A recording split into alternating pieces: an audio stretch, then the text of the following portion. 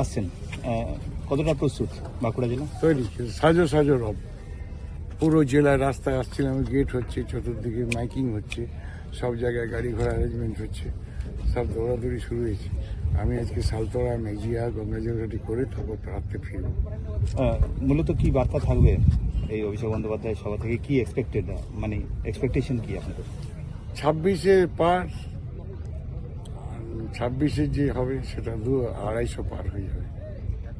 এই যে বিশাল র্যাম্প হচ্ছে, র্যাম্প হচ্ছে পাবলিকের কাছাকাছি যাওয়া, আর র্যাম্পে নতুনত্ব জিনিস দেখানো হচ্ছে।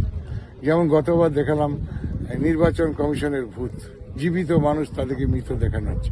প্রতিবারই দেখানো হবে যে জবরদস্তি করে বাংলাকে হারাবার জন্য যে চক্রান্ত নির্বাচন কমিশন করছেন, সেটা আমরা জনগণকে জানাবো যে বাংলার মানুষের প্রতি অবিচার, 100 দিনের কাজ বন্ধ, ঘরের টাকা বন্ধ, কেন্দ্রের কাছে টাকা যে পাওনা সেই টাকা বন্ধ, এই করে বাংলাকে যেভাবে অপমান করছে তার প্রতিবাদ হচ্ছে প্রত্যেকটা।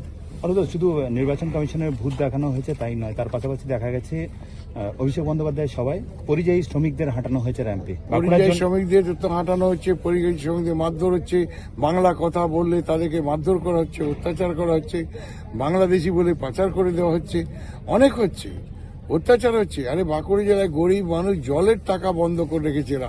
2,500 কোটি টাকা আমরা পানীয় জলের জন্য পাবো, সে টাকাও দেয়নি। আমরা এমপিরা দরবার করেছি, তাও দেয়নি। প্রতিবাদ ছাড়া তো কোনো রাস্তা নেই। প্রতিবাদী মানুষকে রাস্তা দেখাবে।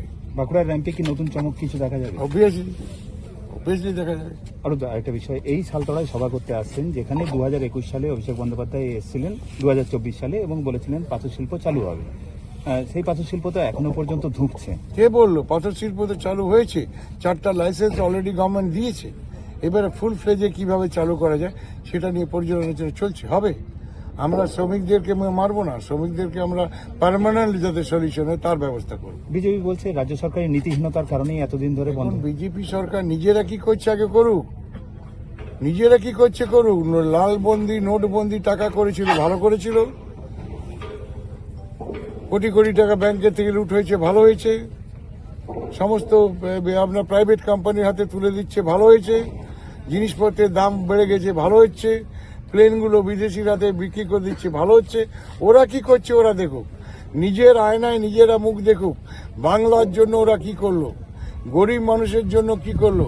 আমি তো সেদিন লোকসভায় চিৎকার করে বলেছিলাম যে 44 লক্ষ মানুষকে এরা কিষাণ ভাতা দেয়, সেখানে গুজরাটকে 84 লক্ষ দেয়। এই ডিফারেন্স কেন? বললো বাঙাল সরকার মদদ নেই করতা है। আমরা শরম নেই আতা है, মিথ্যা কথা বলেন পার্লামেন্ট।